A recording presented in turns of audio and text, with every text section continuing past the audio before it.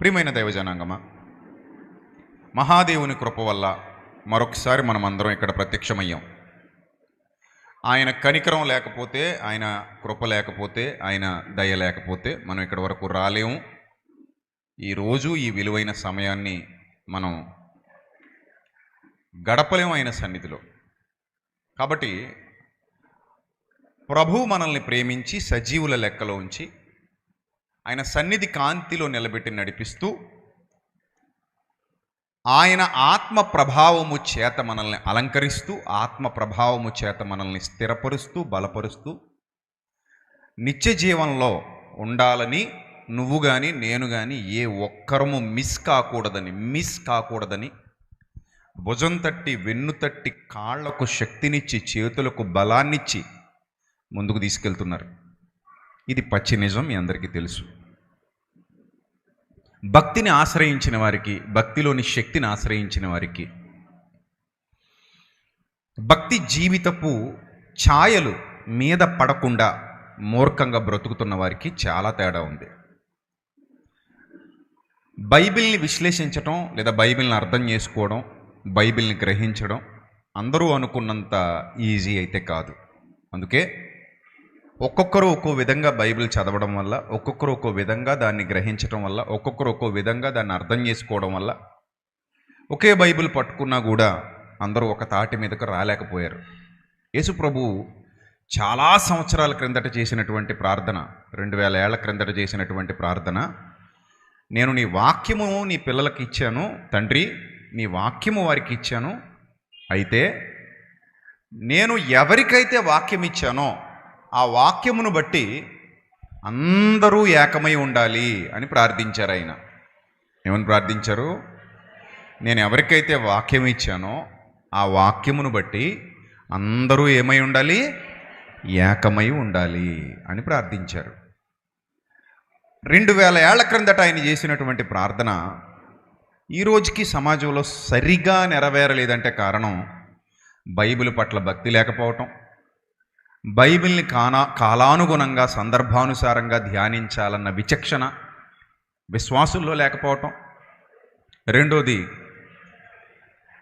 నువ్వు నన్ను ప్రేమిస్తున్నావా పేతురు? అవును ప్రభువా ప్రేమిస్తున్నాను, అయితే నా గొర్రెల్ని మేపు, నా గొర్రెల్ని కాయుము అన్న మాట అర్థం కాని బోధక తరం పుట్టుకురావడం వల్ల, వారు ప్రభు కంటే ధనాన్ని ఎక్కువగా ప్రేమించడం వల్ల, ప్రభు కంటే లోకాన్ని ఎక్కువగా ప్రేమించడం వల్ల, ప్రభు కంటే పేరు ప్రఖ్యాతులను ఎక్కువగా ప్రేమించడం వల్ల సత్యవాక్యం సమాజంలో సరిగా అర్థం కాకుండా అపార్థాల పాలైంది.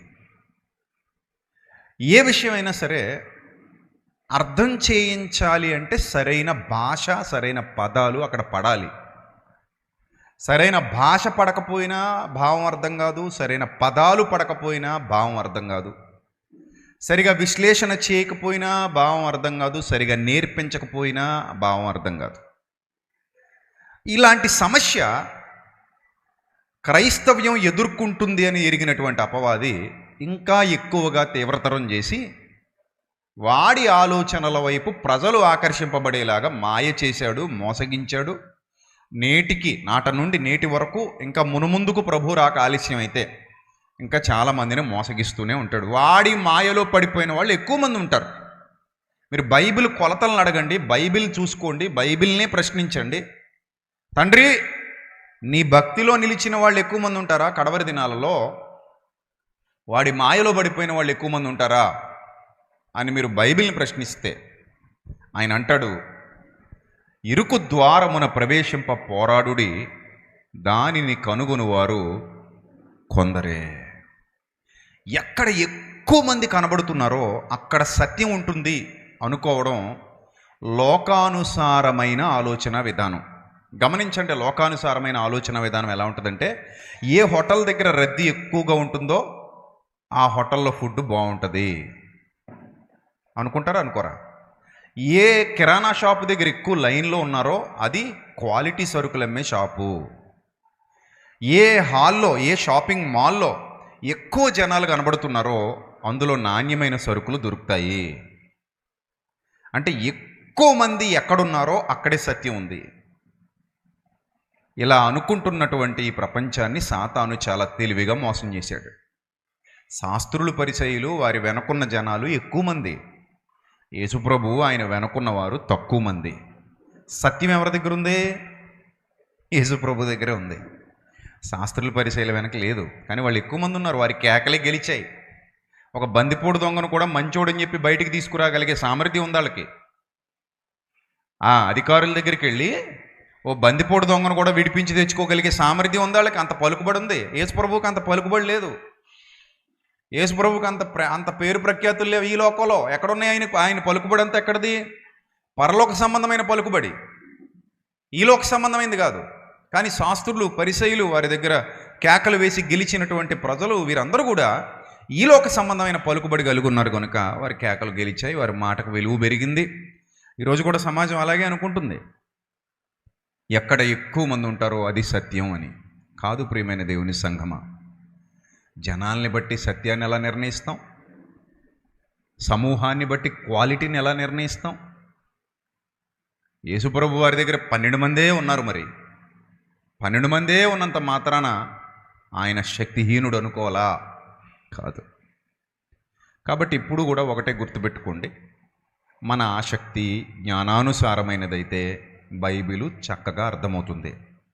మన ఆసక్తి జ్ఞానానుసారమైనది కాకపోతే బైబిల్ ఎప్పటికీ అర్థం కాదు. ఈరోజు మీ అందరికీ నేను చాలా ప్రేమపూర్వకంగా విజ్ఞప్తి చేస్తున్నాను. జాగ్రత్తగా దేవునిలో నాటబడాలి, లేకపోతే పెళ్ళగింపబడతారు. మీ అందరూ జాగ్రత్తగా దేవునిలో నాటబడకపోతే ఏమవుతారు? పెళ్ళగింపబడతారు. చివరికి వెళ్ళిపోయిన తర్వాత లైన్లో నిలబడే వాళ్ళలో ఎక్కువ మంది బోధకులు ఉంటారు, గుర్తుపెట్టుకోండి. ఆ తర్వాత విశ్వాసులు ఉంటారు. లైన్లో నిలబడాలి, అందరూ నిలబడాలి. క్రీస్తు న్యాయపీఠం ఎదుట ప్రతి వాడు ప్రత్యక్షం కావాలి. ఇక్కడ జేజేలు కొట్టించుకునేవాళ్ళు, ఇక్కడ చప్పట్లు కొట్టించుకునేవాళ్ళు, ఇక్కడ ప్రజల్ని మభ్యపెట్టిన వాళ్ళు, ప్రజల్ని మోసగించిన వాళ్ళు, ప్రజాధనాన్ని దుర్వినియోగం చేసిన వాళ్ళు, దేవుని నామాన్ని అవమానపరిచిన వాళ్ళు, ఉద్దేశపూర్వకంగా తప్పు మీద తప్పు చేసిన వాళ్ళు, తమ నోటిని కాచుకొనక ఇష్టం వచ్చినట్టుగా లేని వార్తలు పుట్టించిన వాళ్ళు, వీళ్ళందరూ లైన్లో నిలబడతారు. ఒకరోజు మనం చూడబోతున్నాం. ఇది సత్యం. మట్టిని దాటుకుని ఎవడెళ్ళగలడు? మట్టిలోనికి వెళ్ళే ఎవరైనా వెళ్ళాలి. ఆయనను దాటి ఎవడు పోగలడు? ఆయన ముందు నుండే ఎవడైనా స్వర్గానికైనా నరకానికైనా పోవాలి. పరలోకానికైనా పాతాళానికైనా పోవాలి. ఆయనను దాటి వెళ్ళగలిగేవాడు మీలోనూ మనలోనూ ప్రపంచంలోనూ ఎవ్వడూ లేడు. లెక్క చెప్పే గడప దాటాలి, లెక్క చెప్పే అవతలకి పోవాలి. లెక్క చెప్పకుండా గడప దాటగలిగే దమ్ము, ధైర్యం, శక్తి ఏ నరుడికి లేదు. అలాంటప్పుడు మీరెంత జాగ్రత్తగా ఉండాలి. ఆ గుంపులో మీరు ఉండకూడదు. అది నా బాధ, నా ఆలోచన. ఆ గుంపులో మనం ఉండకూడదు. మనకి దేవుని వాక్యం అర్థమైంది. అర్థం అవడం గొప్ప కాదు, అర్థమైన దాని ప్రకారం బ్రతుకుతున్నామా లేదా అన్నది గొప్ప. ఎంత ప్రేమ ఉందో మన క్రియల్లో చూపెట్టాలి. ఆయన పట్ల మనకి ఎంత విధేయత ఉందో మన బ్రతుకులో చూపెట్టాలి. ఆయనను మనం ఎంత ఇష్టపడుతున్నామో మన జీవితంలో కనబడాలి, కనపరచాలి. అది ఏ రూపంలో చూపించగలవో ఆ రూపంలో నువ్వు చూపించాలి. ఆయన చూడాలి, నిన్ను ఆయన చూడాలి. మనుషులు కాదు. నువ్వు చేసే పనిని ఆయన చూడాలి, నిన్ను మెచ్చాలి. నువ్వు చేసే కార్యాలు ప్రేమతో చేయాలి, ఆయన చూడాలి, నిన్ను మెచ్చాలి. నీ ఆలోచనలు ఆయనకి తెలిసిపోతుంటాయి. ఎప్పటికప్పుడు నీ హృదయ రహస్యాలు ఆయనకి తెలిసిపోతుంటాయి. నిన్ను చూడాలి, నిన్ను మెచ్చుకోవాలి. అలా నువ్వు సంసిద్ధంగా ఆయన పాదాల ముందు పని చేయాలి. ఇది దేవుడి కోరిక. అలా పని చేస్తూ పనిలోనే చచ్చిపోవాలి. పని చేస్తూ పనిలోనే ఈ లోకాన్ని విడిచిపెట్టి వెళ్ళిపోవాలి. ఆయన పని కొరకు ఎదురు చూడాలి. ఆయన పని కొరకు పరుగులు తీయాలి. ఆయన పని కొరకు తృష్ణ కొనాలి. ఆయన పని కొరకు ఆరాటపడాలి. నా ద్వారా దేవుడి కార్యం జరుగుతోందని ఆనందపడాలి. అలాంటి విశ్వాస హృదయం నీలో తొణికిసలాడాలి. అది లేకపోతే మనం కూడా అందరిలో ఒకడైపోతాం. ఏదో మాయలోకి వెళ్ళిపోతాం, ఏదో ఆలోచనల్లో పడిపోతాం, ఏదో లోకంలో కొట్టుకుపోతాం. అలాగే చచ్చిపోతాం. అప్పుడు ఆయన కళ్ళ ముందు నుండి ఆ గడప దాటి ఎలా వెళ్తాం? ఆయన కళ్ళ ముందు నుండి ఆ గేటు దాటి ఎలా వెళ్తాం? వెళ్ళలేం. అందుకే బహుజాగ్రత్త అని సంఘానికి ఎప్పటికప్పుడు హెచ్చరికలు చేస్తున్నాను. సరే, ఇప్పుడు మనం నేర్చుకున్నటువంటి సత్యం, మనం వింటున్నటువంటి సత్యం, మనం గ్రహిస్తున్నటువంటి సత్యం దేవుని కోరిక మేరకు మన దగ్గర ఆగిపోకూడదు. దేవుని కోరిక మేరకు అది మన దగ్గర ఏం కాకూడదు? ఆగిపోకూడదు.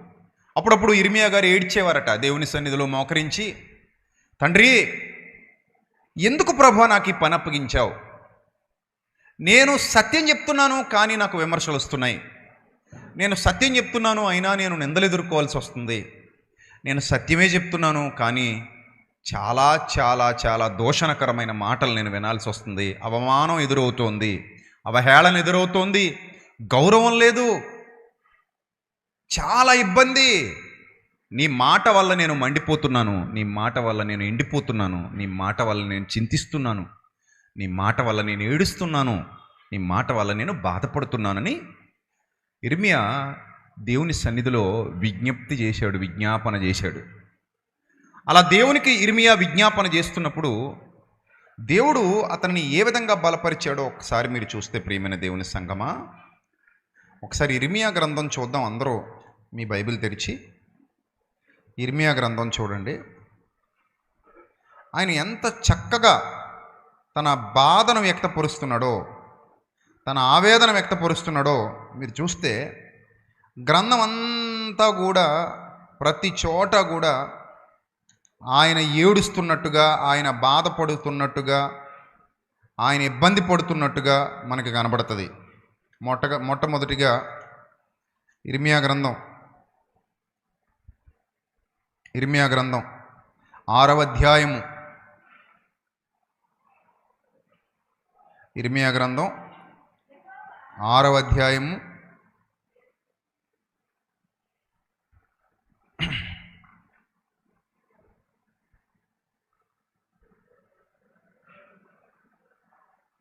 5వ అధ్యాయము 30వ వచనం. మొదటిగా 5వ అధ్యాయం 30వ వచనం చదవండి.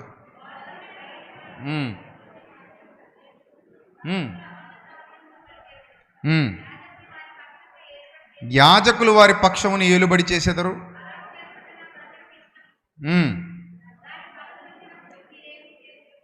దాని ఫలము నొందినప్పుడు మీరేమి చేయుదురు అని అడుగుతున్నాడు. దాని ఫలము నొందినప్పుడు మీరేమి చేయుదురు. చూడండి, ఇక్కడ ఇర్మియా గ్రంథం 1వ అధ్యాయంలో కూడా వ్రాయబడినటువంటి మాట చూద్దాం.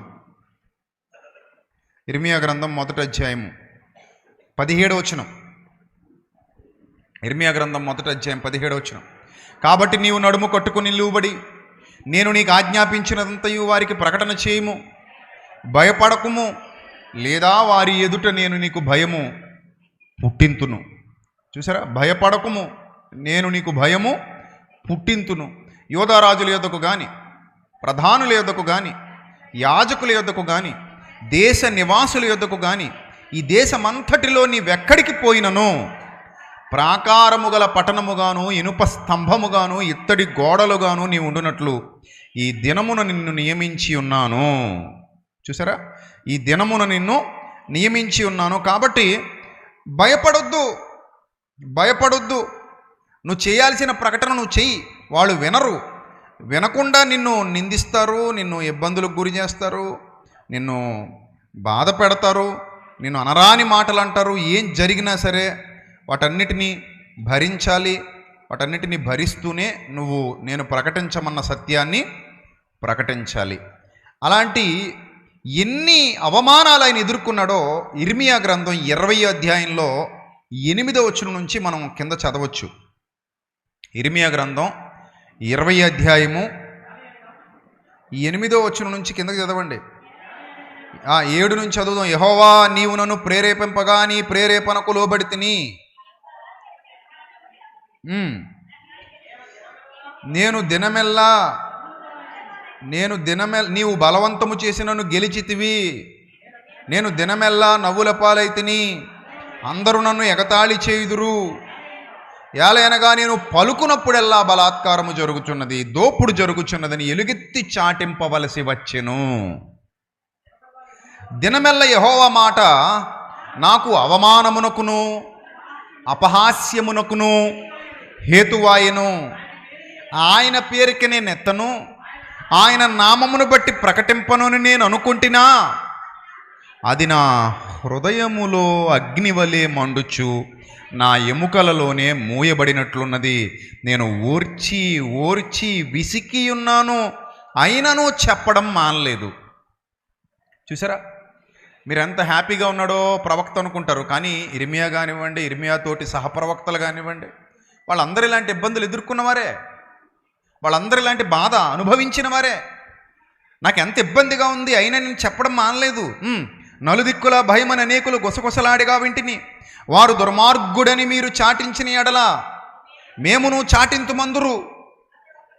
ఏమట, అతడు దుర్మార్గుడని మీరు అందరూ చాటిస్తే మీతో పాటు మేము కూడా వంతపాడతాం, అతడు దుర్మార్గుడని ముక్త కంఠంతో చాటించేద్దాం అని ఇర్మియా మీద కుయుక్తి పన్నినటువంటి ప్రవక్తల గుంపు కనబడుతోంది. అంటే అబద్ధ ప్రవక్తల గుంపు. యెహోవా పేరటే ఉన్నారు వారు కూడా, కానీ యెహోవా సంబంధులు కారు. అతడు ఒకవేళ చిక్కుపడును, అప్పుడు మనం అతన్ని పట్టుకుని అతని మీద పగ తీర్చుకుందామని చెప్పుకొనుచు నాకు స్నేహితులైన వారందరూ నేను పడిపోగా చూడాలని కనిపెట్టుకుని ఉన్నారు. చూసారా, ఏం చూడాలట? ఆయన పడిపోతే చూడాలని కనిపెట్టుకుని ఉన్నారు. అయితే పరాక్రమము గల శూరుని వలె యెహోవా నాకు తోడై ఉన్నాడు. నన్ను హింసించు వారు నన్ను గెలువక తొట్టిల్లుదురు, వారు యుక్తిగా జరుపుకొనరు గనుక బహుసిగ్గుపడుదురు, వారెన్నడూ మరువబడని నిత్యావమానము పొందుదురు. చూడండి ప్రియమైన దేవుని ప్రజలారా, ఇర్మియా కాలంలో, భక్తుల కాలంలో, ప్రవక్తల కాలంలో, ఆయన తోటి సహచరుల సహదాసుల కాలంలో ఇలాంటి నిందలు అవమానాలు సత్యం చెప్పడం వల్ల వారికి వచ్చాయి. మనం ఏమైనా తీసిపోయామా అంటే మనం కూడా వారి బాటలోనే నడుస్తున్నాం. మనం కూడా ఎవరి బాటలో నడుస్తున్నాం? వారి బాటలోనే, ఆ సాక్షుల సమూహం బాటలోనే నడుస్తున్నాం.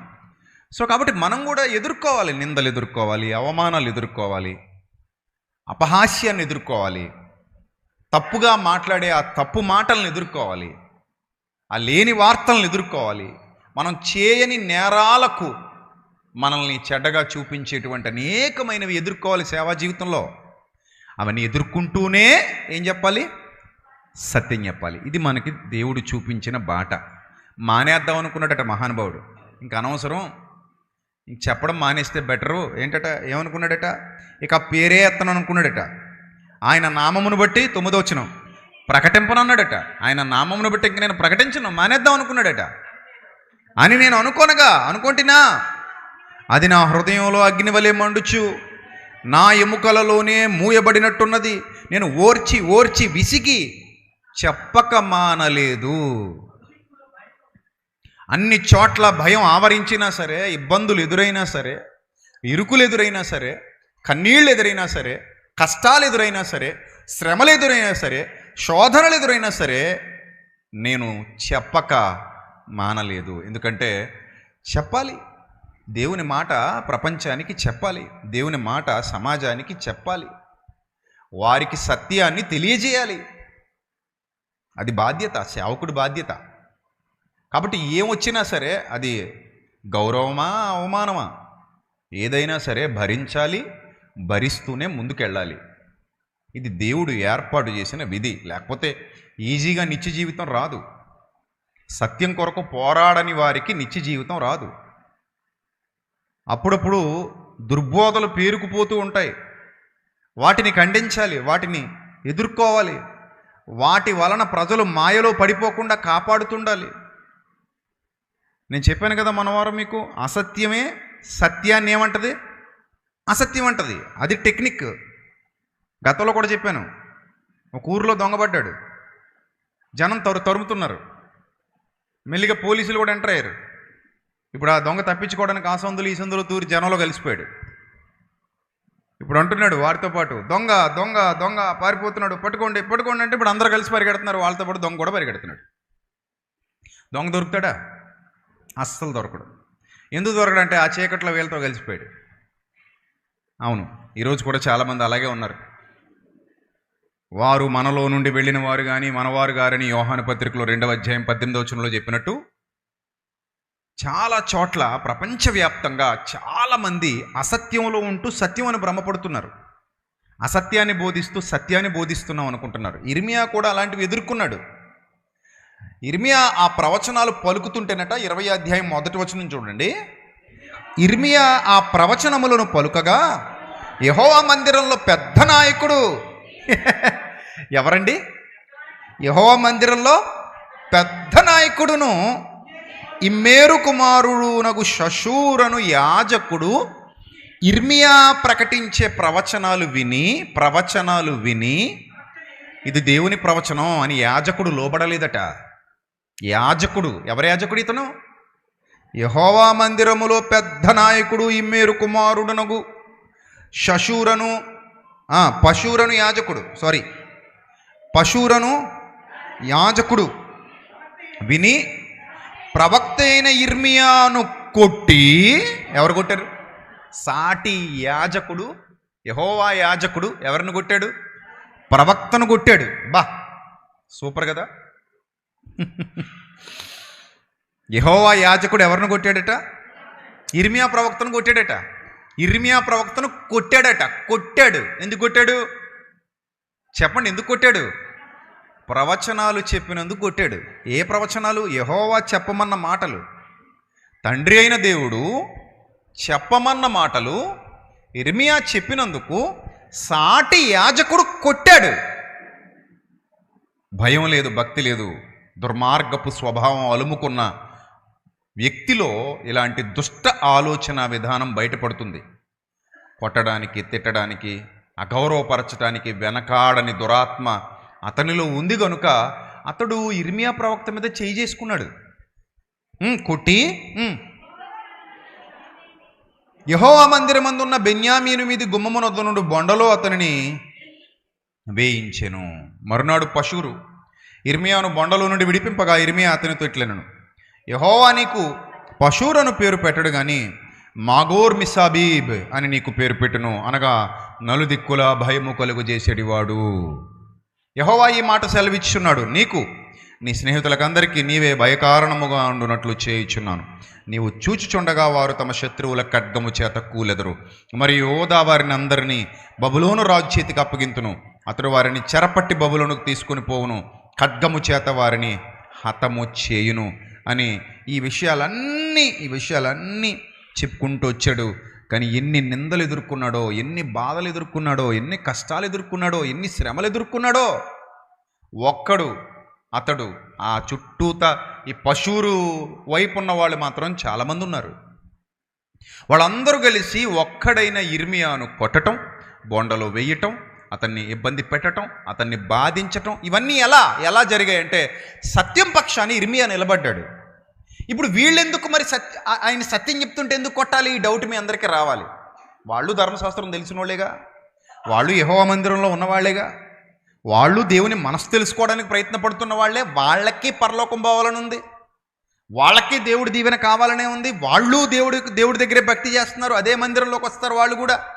కానీ ఎందుకు కొట్టాలి ఇర్మియాని అంటే ఒకే ఒక డిఫరెన్స్ అక్కడ. ఇర్మియా అర్థం చేసుకున్న సత్యాన్ని పశువురు కానీ, అక్కడ ఉన్నటువంటి మిగిలిన యాజకులు కానీ, అక్కడ ఉన్నటువంటి ఎవరైతే అధికారులు ఉన్నారో, పెద్దలు ఉన్నారో వారు కానీ, పశువురు బ్యాచ్ ఎవరు కూడా ఇర్మియా అర్థం చేసుకున్న జ్ఞానాన్ని ఏం చేయలేకపోయారు? అర్థం చేసుకోలేకపోయారు. గ్రహించండి, యేసు ప్రభు అర్థం చేసుకున్న జ్ఞానాన్ని శాస్త్రులు పరిచయాలు ఏం చేయలేకపోయారు? అర్థం చేసుకోలేకపోయారు. ఒకటే ధర్మశాస్త్రం చదువుతున్నారు. మళ్ళీ విచిత్రం, యేసు ప్రభు చదువుతున్న ధర్మశాస్త్రాన్నే శాస్త్రులు పరిచయాలు కూడా సేమ్ చదివారు. కానీ అదే బైబిలు ఇద్దరు చదువుతున్నప్పుడు వేరువేరుగా ఇరువురు వ్యక్తులకి అది అర్థమైంది. అదే బైబిల్ని వాళ్ళు రాంగ్ ఇంటర్ప్రిటేషన్ చేశారు, అదే బైబిల్ని ఆయన రైట్ ఇంటర్ప్రిటేషన్ చేశాడు. అదే బైబిల్ని ఆయన రైట్ వేలో అర్థం చేసుకున్నారు ఇర్మియా గారు. ఈ పశువురు అండ్ బ్యాచ్ దాన్ని రాంగ్ వేలో అర్థం చేసుకున్నారు. అది పెద్ద మిస్టేక్ అయిపోయింది అక్కడ. దీనికి కారణం ఏంటంటే ఆత్మశక్తి. ఇప్పుడు వాళ్ళు రాంగ్ వేలో అర్థం చేసుకుంటున్నారు కాబట్టి ఈయన చెప్పడం మానేశాడా అంటే మానలేదు, మానకూడదు. ఎందుకు మానకూడదు? దేవుడు చెప్పమని ప్రేరేపిస్తున్నాడు. లోపల ఆత్మ ప్రభావం ఉండి నువ్వు చెప్పాలి, నువ్వు మానకూడదు, నువ్వు చెప్పాలి. అవమానం ఎదురవుతుంది ప్రభు, అయినా చెప్పాలి. ప్రభు నన్ను చాలా నిందిస్తున్నారు ప్రభు, అయినా చెప్పాలి. నన్ను అందరూ అర్థం చేసుకోవట్లేదు ప్రభు, అయినా చెప్పాలి. నేను అర్థం చేసుకోరు, అయినా చెప్పాలి. కొంతమందికి మూర్ఖ స్వభావం ఉంటుంది. ఆ మూర్ఖ స్వభావం కనులు తెరవబడనివ్వదు. ఆ మూర్ఖత్వంలోనే ఉండమంటది, ఆ మూర్ఖత్వంలోనే బ్రతకమంటది, ఆ అజ్ఞానంలోనే బ్రతకమంటది. వాళ్ళు ఎంత శోధించినా, ఎంత ప్రయత్నించినా సత్యంలోనికి రాలేరు. అసత్యమే వారిని ఏలుబడి చేస్తూ ఉంటుంది. రేపొద్దున తీర్పు దినాన గడప దగ్గర ఆగిపోతారు. నిజం, గడప దగ్గర ఆగిపోతారు. రానివ్వడు ఆయన, అస్సలు రానివ్వడు. ఎందుకో తెలుసా? మీ ఆత్మలను రక్షించుటకు శక్తిగల వాక్యమును సాత్వికముతో అంగీకరించండి అని యాకోబు పత్రికలో కొండబద్దలు కొట్టేసిన తర్వాత నీ హృదయంలోనికి సత్యం వెళ్ళనప్పుడు నువ్వెలా నిత్య జీవంలోకి వెళ్తావు? ఏమ రైట్ ఆర్ రాంగ్ చెప్పండి. నీ హృదయంలోనికి సత్యం వెళ్ళనప్పుడు నువ్వెలా నిత్య జీవానికి వెళతావు? వెళ్ళనివ్వడు, రానివ్వడు. ఎందుకంటే నీకు ఆ సత్యం అనే టికెట్ మిస్ అయింది. నీ దగ్గర సత్యం అనే టికెట్ మిస్ అయింది, సత్యం అనే వీసా మిస్ అయింది. నీకు అసలు లోపలికి ఎంట్రీ ఉండదు. ఇంకా అంత ఇంపార్టెంట్ సత్యం. చాలామంది అనుకుంటారు ఏంటండి సత్యం అంటారు వీళ్ళు. సత్యమే నిత్యం, సత్యమే పునాది, సత్యమే ఆశ్రయం, సత్యమే ఆధారం. అందుకే యేసుప్రభువు అన్నారు, నీ సత్యమందు వారిని ప్రతిష్ఠ చేయ. అసలు అది ఊపిరది. క్రైస్తవ జీవితానికి ఊపిరి సత్యము, సత్యమునకు స్తంభము. మా సంఘం సత్యానికి స్తంభమట, ఆధారమట. ఆ సత్యం క్రైస్తవ జీవితానికి పునాది. అందుకే ఆ సత్యమందే వారిని ప్రతిష్ఠించాలి అన్నాడు. దానికోసం అండి ఫైట్ అంతా, దానికోసం ఈ పోరాటం, దానికోసం ఈ ఆరాటం, దానికోసం ఈ తపన, దానికోసం ఈ తాపత్రయం. మొన్న ఒక ఆయన కూడా యూట్యూబ్లో కామెంట్ పెట్టాడు, ఏంటి నువ్వు సాతాను గురించి చాలా చులకనగా చెప్తున్నావు, నష్టపోతావు అన్నాడు. దేనికట నష్టపోతానట? దేనికట? సాతాను గురించి చులకనగా చెప్తున్నాను కాబట్టి నష్టపోతానట. అప్పుడు నేను అనుకున్నాను అని చూసి, నేను నష్టపోనరా నాయన, దేవుణ్ణి చులకనగా చూస్తున్నావు చూడు, నువ్వు నష్టపోతావు. సాతానును చులకనగా చూసినందుకు నేను నష్టపోను, కానీ సాతాను కంటే గొప్పవాడైన దేవుణ్ణి వాడికంటే బలహీనుడు అనుకుని, వాడికంటే తక్కువ వాడు అనుకుని, వాడిని ఎదిరించలేనోడు అనుకుని నువ్వు తక్కువగా చూస్తున్నావు చూడు దేవుణ్ణి, నువ్వురా ఎందుకు పనికి రాకుండా పోతావు. నేను కాదు, నేను స్ట్రాంగ్ పిల్లర్ లాగా ఎప్పటికేలాగే ఉంటాను. నష్టపోతే ఎవడు నష్టపోతాడు? నువ్వు నష్టపోతావు. ఎందుకు? సాతానును గొప్పోడు అనుకుంటున్నావు. బాగా గుర్తుపెట్టుకోండి విశ్వాసులారా, ప్రభువు కంటే గొప్పవాడు ప్రపంచంలో ఎవ్వడూ లేడు. ఒక మాట మీకు చెప్పనా? సృష్టికర్త దేవుడి పేరు ఏం పేరు? చెప్పండి, గట్టి చెప్పండి. సృష్టికర్త. సాతానుకి సృష్టికర్త 2 అని ఏమైనా పెడదామా? ఏమా గట్టిగా మాట్లాడితే వాడు కూడా అది ఆయన సృష్టిలో ఒకడు. అక్కడి నుంచి వచ్చే ఇలా తగలడ్డాడు తప్ప సాతాను సృష్టికర్త కాడు. మరలా చెప్తున్నాను, ఏ అపవాది, ఏ దయ్యపు శక్తి, ఏ అపవాది శక్తి ఒక చిన్న నలుసును కూడా సృష్టించలేదు. సృష్టించటానికి దానికి రాదు, సృష్టించే వీలు లేదు. ఇది ఒక్కటి బండ గుర్తు పెట్టేసుకోండి. సృష్టికర్త ఒకడే, అది మన తండ్రే. మన తండ్రి తప్ప ఈ ప్రపంచంలో దేనిని ఎవ్వడు ఎప్పటికీ సృష్టించలేడు. అపవాదికి సృష్టి చేత కాదు. అర్థమైందా? వాడు ఏమీ తయారు చేయలేడు, వాడు ఏమీ చేయలేడు. దేవుని శక్తిని వాడు ఎదిరించలేడు. దేవుని శక్తి ముందు వాడు ఎందుకు పనికి రాడు. వాడికి భయపడదామా ఇప్పుడు చెప్పండి? చులకనగా చూద్దామా, భయపడదామా? తొక్కి పడేయమన్నాడు మనల్ని. ఏమన్నాడు? తొక్కి పడేయండిరా బిడ్డలరా అన్నాడు. అపవాదిని శీఘ్రముగా, సాతానును శీఘ్రముగా మీ కాళ్ళ క్రింద ఆయన చితక తొక్కిస్తాడు. దేవుని నామానికి మహిమ కలుగునుగాక. చితక తొక్కిస్తాడని ఆయన మనకి వాగ్దానం ఇస్తుంటే అబ్బాబే అలా చులకనగా చూడకూడదండి, భయపడాలా. ఇక సాతానికి బ్రాండ్ అంబాసిడర్లో ఉన్నారు వీళ్ళు. సాతానికి భయపడడం ఏంటి దరిద్రం? అపవాదిని ఎదిరించు విశ్వాస వీరుడా. అపవాదిని ఏం చేయి? ఎదిరించు. వాడిది ఏమి లేదు ఇక్కడ, అన్నీ మనవే. వాడికి ఇక్కడ ఏం పేటెంట్లు లేవు, వాడికి ఇక్కడ దేని మీద హక్కులు లేవు, వాడు ఏం సృష్టించలేదు ఇక్కడ, అన్నీ మన తండ్రివి. ఆకాశము నాది, భూమి నాది, సముద్రాలు నావి, కనిపించని ప్రతి పదార్థము ఎవరిది? దేవునిది, అపవాదిది కాదు.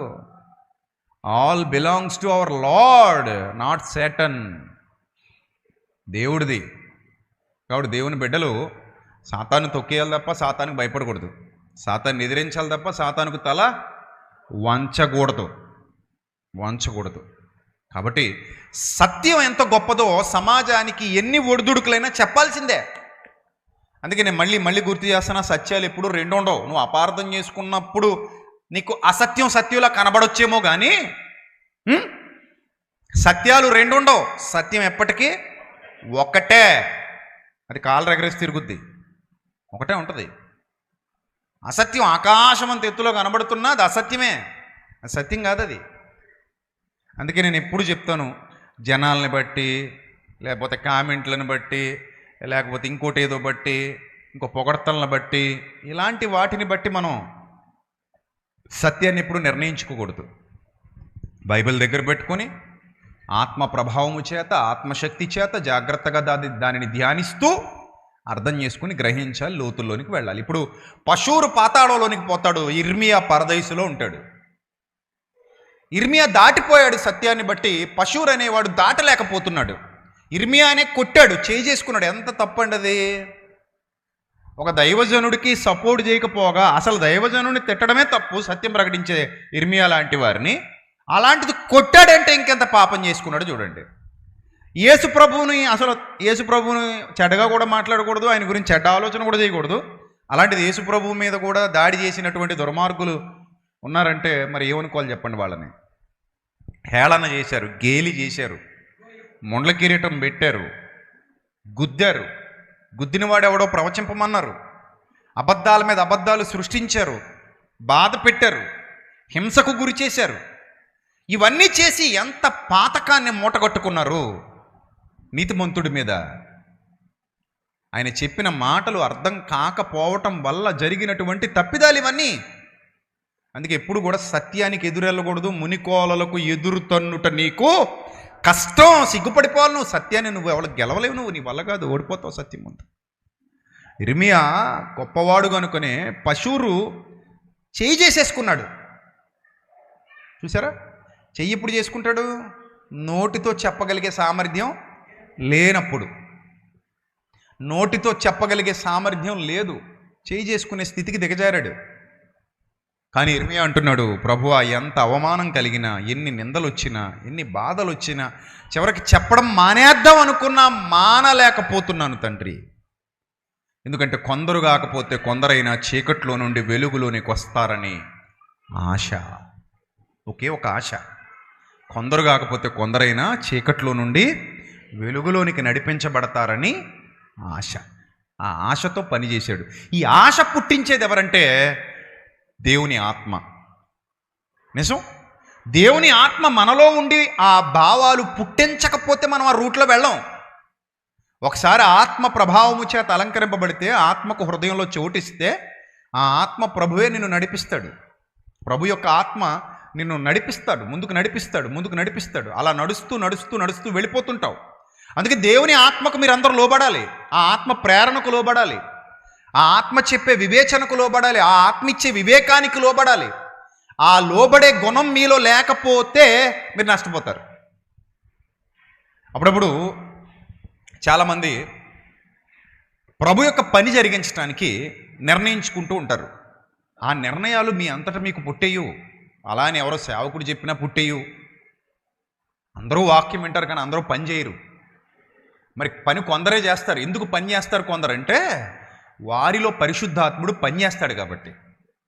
మనం పని చేయాలంటే మనలో ఎవరు పని చేయాలి? పరిశుద్ధాత్ముడు పని చేయాలి. ఆయన పని చేస్తేనే మనం ఏం చేస్తాం? పని చేస్తాం. అందుకే ప్రేరేపణ ఎవరు పుట్టించాలట? ప్రేరేపణ ఎవరు పుట్టించాలట? పరిశుద్ధాత్ముడు పుట్టించాలి మనలో ఆ ప్రేరేపణ. దీనికి బైబిల్లో ఒక మంచి పదం వాడాడు. ఆయన పేరు దత్తపుత్రాత్మ. ఏం పేరు? దత్తపుత్రాత్మ. మరి దత్తపుత్రాత్మగా మన హృదయాలను గెలిచి దేవునికి అప్పగిస్తున్నటువంటి ఆయన స్వీకృత పుత్రాత్మ అనే మరో పదం కూడా ఉంది ఆయన కోసం. మన హృదయాలను గెలిచి దేవునికి అప్పగిస్తున్నటువంటి ఆయన ఏ విధంగా మనల్ని స్థిరపరుస్తాడో తెలుసా? ఇప్పుడు ఇర్మియా లాంటి వారు సత్యాన్ని ప్రకటించాలి. ఇర్మియా లాంటి వారు సత్యాన్ని ప్రకటించాలన్నా, యేసుక్రీస్తు ప్రభు భూమి మీదకి వచ్చి సత్యాన్ని ప్రకటించిన ప్రవక్తలందరూ, అపోస్తలులందరూ సత్యవాక్య పరిశోధనలో, ప్రకటనలో మునుముందుకు దూసుకెళ్ళిన ఆయనతో పాటు లేదా వారితో పాటు కొంతమంది కదిలారు. ఆయనతో పాటు లేదా వారితో పాటు కొంతమంది పాలిభాగం పంచుకున్నారు. వారు పని చేశారు. ఆ పని చెయ్యాలన్న ఆలోచన వాళ్ళకి ఇచ్చింది ఎవరో తెలుసా? పరిశుద్ధాత్ముడు. వన్స్ మన హృదయంలోకి వచ్చిన తర్వాత అన్నీ ఆయనే నేర్పిస్తాడు. నువ్వు ఇలా చెయ్యి, నీకు చెప్తాడు ఆయన. నువ్వు ప్రార్థన చేసేటప్పుడు నీకు ఖచ్చితంగా నీకు ఆలోచన ఇస్తాడు. నువ్వు వాక్యం వినేటప్పుడు నీకు ఆలోచన ఇస్తాడు.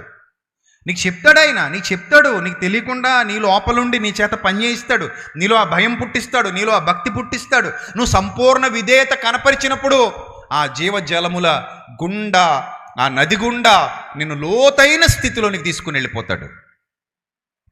అది ఆత్మ ప్రభావం, ఆత్మపూర్ణత అన్నాడు దాన్ని. కనిపించని ఆత్మశక్తి యొక్క ప్రభావము, ఆత్మపూర్ణత. దీనికి బైబిల్ గ్రంథం పెట్టినటువంటి ఒక పేరు దాతృత్వపు ఆత్మ. ఏ ఆత్మట? దాతృత్వపు ఆత్మ. చూడండి, దురాత్మ. దురాత్మ అంటే ఏంటి? సాతాను యొక్క క్రియలు చేయడానికి నీలోనికి వచ్చిన ఆత్మని. దురాత్మ అంటే అర్థం ఏంటి? సాతాను యొక్క క్రియలు చేయడానికి నిన్ను ప్రేరేపిస్తున్న ఆత్మ, నీలోకి వచ్చిన ఆత్మ. ఆ వాసనే కనబడద్దు. ఇంకక్కడ అక్కడ ఆ ఆత్మ ఉంటే ఆ వాసనే కనబడద్దు. సుగంధాలు రావు, అక్కడ దుర్గంధమే వెదజల్లబడుతుంది. ఎందుకంటే అక్కడ ఆత్మ ఉంది కాబట్టి.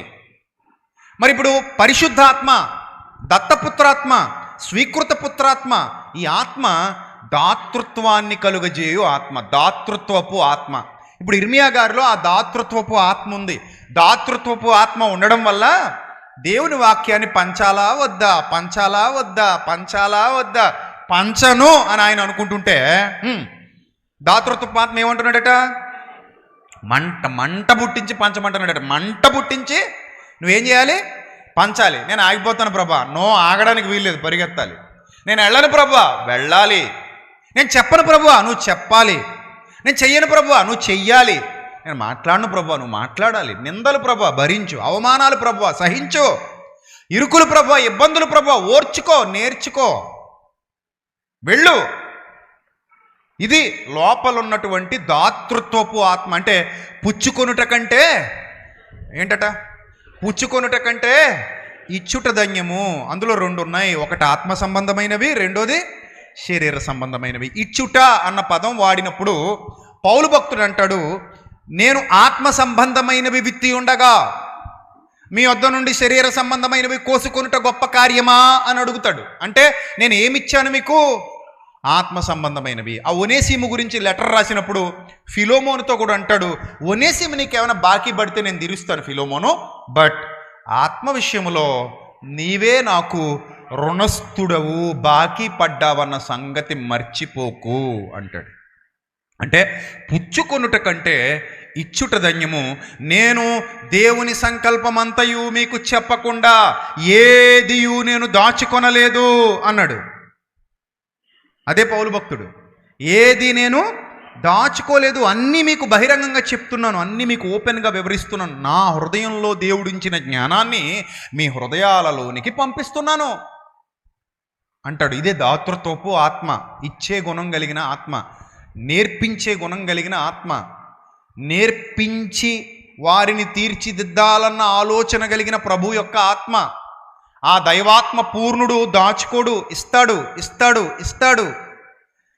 అతని హృదయంలో ఉన్న ఆ జీవజల నదులను వారి హృదయాలలోనికి విప్పి ప్రవహింపజేస్తాడు. దాచేసి కట్టలు వేసేయుడు. ఇతని హృదయంలో నుండి వారి హృదయాలలోనికి ఆ జీవజల నదులు ప్రవహించాలి. అది ధననిధి అన్నాడు. జ్ఞానమను ధననిధి. ఆ ధనము అతని హృదయంలోనే ఉండాలని అనుకోడు, అందరి హృదయాలలోనికి ఆ ధనం వెళ్ళాలి అనుకుంటాడు. దీనినే దేవుడు అంటున్నాడు దాతృత్వపు ఆత్మ. ఇది అందరికీ ఉండదు. మీరు అందరికీ ఉంటుంది అనుకుంటే పొరపాటు. అది భౌతికంగా కానివ్వండి, ఆత్మీయంగా కానివ్వండి, ఆ వారిలో ఆ దాతృత్వపు ఆత్మ ఉంటేనే వాళ్ళు ఇవ్వగలుగుతారు, వాళ్ళు చేయగలుగుతారు, వాళ్ళు నేర్పించగలుగుతారు, వాళ్ళు ప్రయాస పడతారు, వాళ్ళు పని చేస్తారు. వాళ్ళు నన్ను వలే నా పొరుగువానిని కూడా ప్రేమించాలి అనుకుంటారు. ఆ గుణం అందరికీ రాదు. ఆ గుణం అందరికీ రాదు. చూడండి, ఒక మంచి మాట ఉంటుంది. ఈ దాతృత్వపు ఆత్మ ఎంత గొప్పదంటే ఆత్మల సంపాదనకు దారి చూపే ఆత్మ. దాతృత్వము కలిగిన ఆత్మ ఆత్మల సంపాదనకు దారి చూపించేటువంటి ఆత్మ. లూకాసు వార్త 6వ అధ్యాయము, లూకాసు వార్త 6వ అధ్యాయంలో 38వ వచనం. క్షమించుడి. లూకాసు వార్త 6వ అధ్యాయము 38వ వచనం. క్షమించుడి, అప్పుడు మీరు క్షమింపబడుదురు. ఇయుడి, అప్పుడు మీకు ఇయ్యబడును. ఏమన్నాడు చూడండి, ఇయుడి అన్నాడు. ఇయుడి అంటే ఇచ్చే ఆత్మ. దాతృత్వము అంటే ఇవ్వడం, ఇచ్చే ఆత్మ. ఇయుడి, అప్పుడు మీకు ఏమవుతుందట, తిరిగి ఇవ్వబడుతుంది. ఇయుడి, అప్పుడు మీకు ఇవ్వబడుతుంది. అనిచి, ఇచ్చేటప్పుడు ఎలా ఇవ్వాలి, ఇచ్చేటప్పుడు ఎలా ఇవ్వాలి, అనిచి, అనిచి, కుదిలించి, దిగజారునట్లు నిండు కొలతను మనుష్యులు మీ ఒడిలో కొలుతురు. మీరు ఏ కొలతతో కొలుతురో ఆ కొలతతోనే మరలా మీకు దేవుడు కొలుస్తాడట. సూత్రం. ఎవరి సూత్రం ఇది? This is the law of Lord. అర్థమైందా? లా ఆఫ్ లార్డ్, దేవుని యొక్క సూత్రం, ప్రభు యొక్క సూత్రం. ప్రభు అంటున్నాడు, మీరు ఇవ్వండి, తిరిగి పొందుకుంటారు. నేను ఇవ్వను, తిరిగి పొందుకోను. మీరు కొలవండి. ఎలాంటి కొలత కొలవాలంటే కుదించి, అనిచి, దిగజారునట్లు. అంటే ఇంకా మొత్తం ఇంక ఎంత చెయ్యాలో అంతా చేసేసాం, కూరాల్సినంత కూరేసాం, ఇంకా పట్టట్లేదు. అర్థమైందా? అప్పుడప్పుడు చూడండి, ఆడపిల్లలు వెళ్ళకేళ్ళకి అమ్మగారి ఇంటికి వెళ్తుంటారు. పోయేటప్పుడు అమ్మ ఊరికే పంపుతుందా ఆడపిల్లల్ని? ఏం చేస్తుంది? అనిచి, కుదించి కాదు, కదిలించి, అనిచి, నొక్కి నొక్కి సంచులు పిగిలిపోయేలాగా. ఇంకొకవేళ మీ నాన్న ఏమైనా కొంచెం తిక్కలుడైతే ఆ నాన్న కనపడకుండా. కొంతమంది అమ్మలు ఇవ్వాలనుకుంటారు, నాన్నలు ఏం చేస్తారు, ఏయ్ అన్నీ బాబుకే, నాట్ పాపకి అంటారు. పాపకి నో పాపకి, అన్నీ బాబుకి అంటారు. కానీ అమ్మ అంటది, లేదండి అన్నీ బాబుకి అయితే ఎలాగండి, కొన్ని పాపకండి అంటది. అంటే అక్కడక్కడ అన్ని చోట్ల అలా ఉండవులండి, కొన్ని చోట్ల రివర్సల్ కూడా ఉంటుంటారు. సో మొత్తం మీద ఈ అమ్మాయి రాకరాకొచ్చింది ఇంటికి, ఎలా ఇవ్వాలి? ఇప్పుడు ఏం చేసి పంపించాలి అమ్మాయిని? కొంచెం సమృద్ధిగా ఇచ్చి పంపించాలి.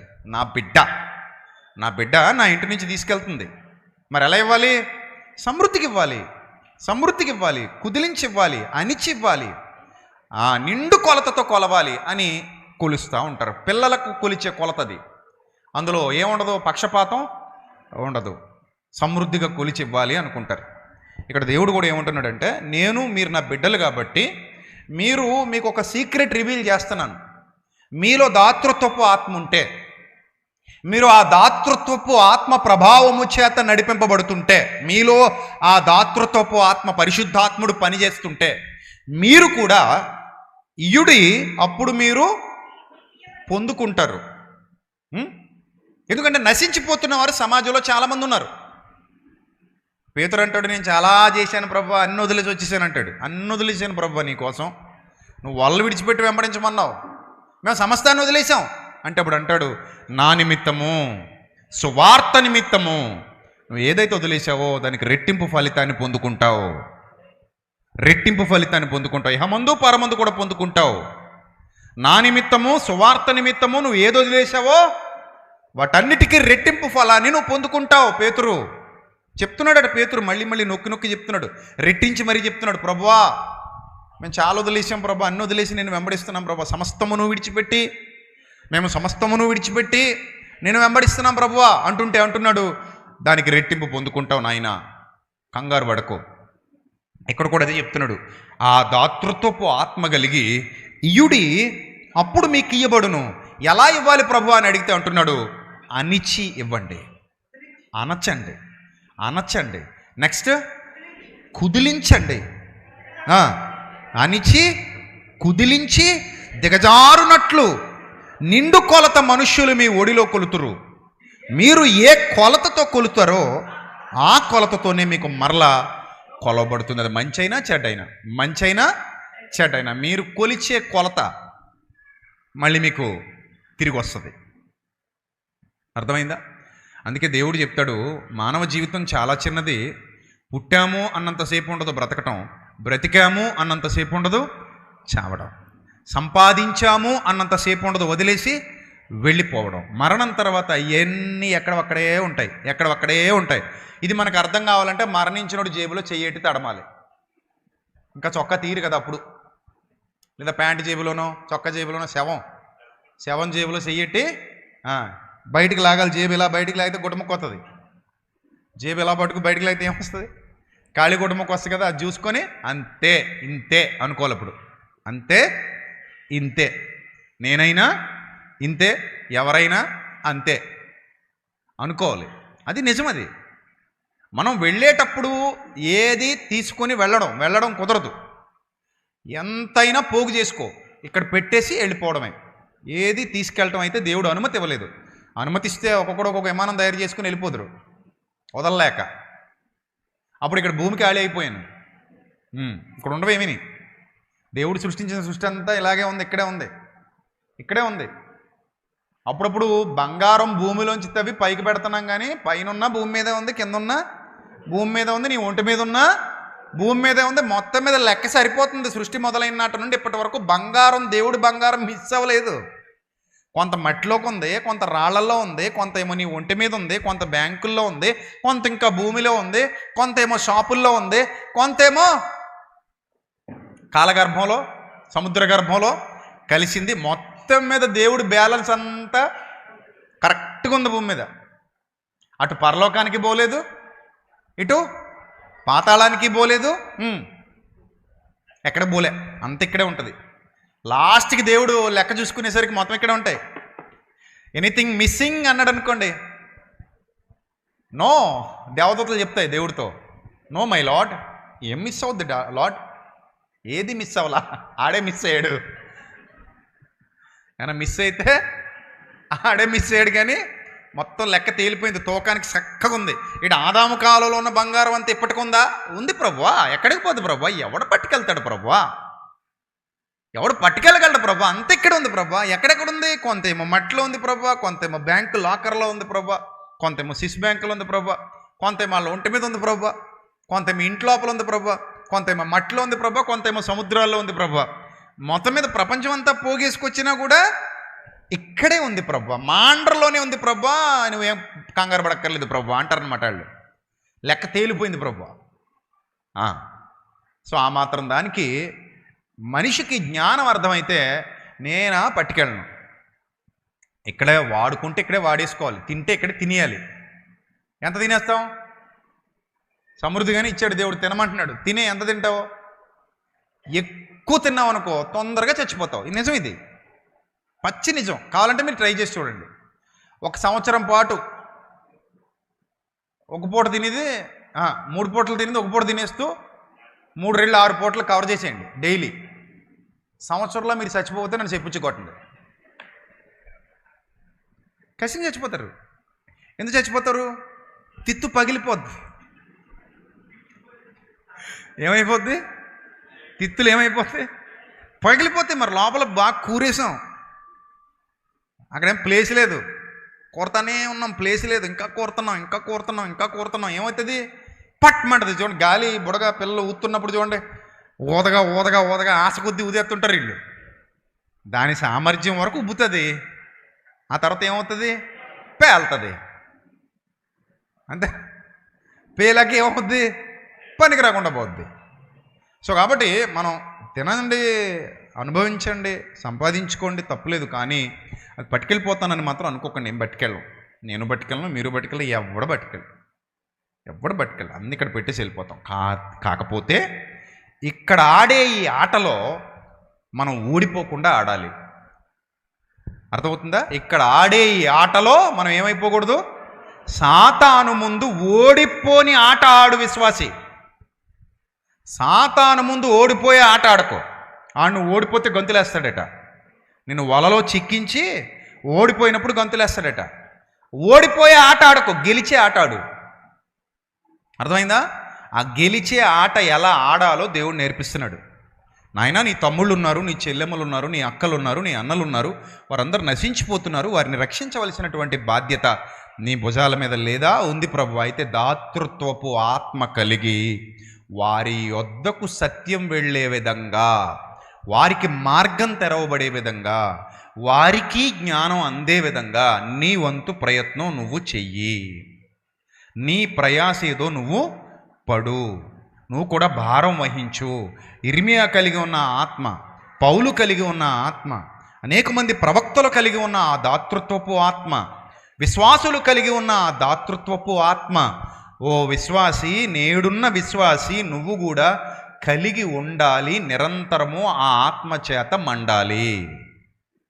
అలా మండుతున్నప్పుడు చెప్పేవాడు చెప్పకుండా ఉండలేడు, ఇచ్చేవాడు ఇవ్వకుండా ఉండలేడు, చేసేవాడు చేయకుండా ఉండలేడు.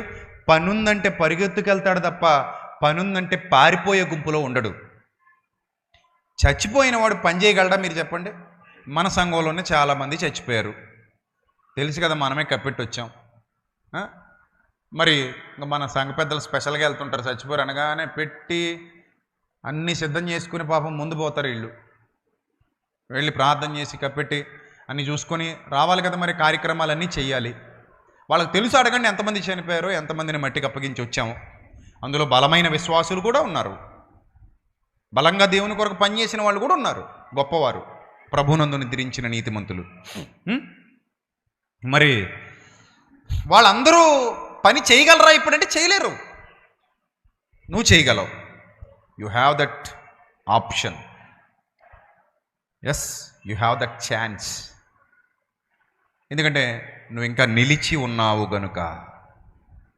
అప్పుడు పారిపోడు, భక్తుడు పారిపోడు. దాతృత్వపు ఆత్మ కలిగిన వాడు ముందుకొస్తాడు. దాతృత్వపు ఆత్మ కలిగిన వాడు ముందుకొస్తాడు, పారిపోడు. దాతృత్వపు ఆత్మ లేనివాడు కదా పారిపోతాడు, తప్పించుకుంటాడు. అవునా కదా? రైట్. ఇప్పుడు చూడండి, ఒక మంచి మాట చూద్దాం. ముగింపులోకి వెళ్ళే ముందు ఒక మంచి మాట చూద్దాం, మంచి ఆలోచన చూద్దాం. యోహాను సువార్త, యేసుక్రీస్తు ప్రభు వారి గొప్పతనం మీకు అర్థం కావాలి. ఇక్కడ 6వ అధ్యాయము మొదటి నుంచి. యోహాను సువార్త 6వ అధ్యాయము మొదటి నుంచి చూద్దాం. అటు తర్వాత యేసు తిబెరియ సముద్రము అనగా గలిలయ సముద్రము దాటి అద్దరికి వెళ్ళెను. రోగుల ఎడల ఆయన చేసిన సూచక్రియలను చూచి బహుజనులు ఆయనను వెంబడించిరి. యేసు కొండ ఎక్కి అక్కడ తన శిష్యులతో కూడా కూర్చున్నారు. అప్పుడు పస్కా అను యూదుల పండగ సమీపంగా వచ్చింది. కాబట్టి యేసు కన్నులెత్తి బహుజనులు తన యొద్దకు వచ్చేట చూచి, వీరు భుజించుటకు ఎక్కడ నుండి రొట్టెలు కొని తెప్పిస్తారని ఫిలిప్పును అడిగాను.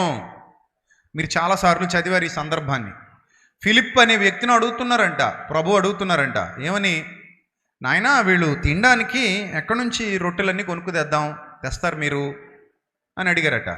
అప్పుడు ఫిలిప్ అన్నాడట, ఏమి చేయని ఉండేనో యేసు ప్రభువే ఎరిగి ఉండి ఫిలిప్పును పరీక్షించుటకు అలాగ అడిగారట. ఎవరిని పరీక్షిస్తున్నారు? ఫిలిప్పుని పరీక్షిస్తున్నారు. అందుకు ఫిలిప్పు, అయ్యా ప్రభువా, వారిలో ప్రతివాడు లైట్గా పుచ్చుకున్నా కూడా 200 దేనారాలు అంటే ఇంచుమించు 100 రూపాయలు. దేనారం అంటే ఇంచుమించు ₹60 ఆ రోజుల్లో. అలాంటివి 200 దేనారముల రొట్టెలు చాలవని ఆయనతో చెప్పి, అవి కూడా చాలవట అప్రాక్సిమేట్లీ చెప్పాడు.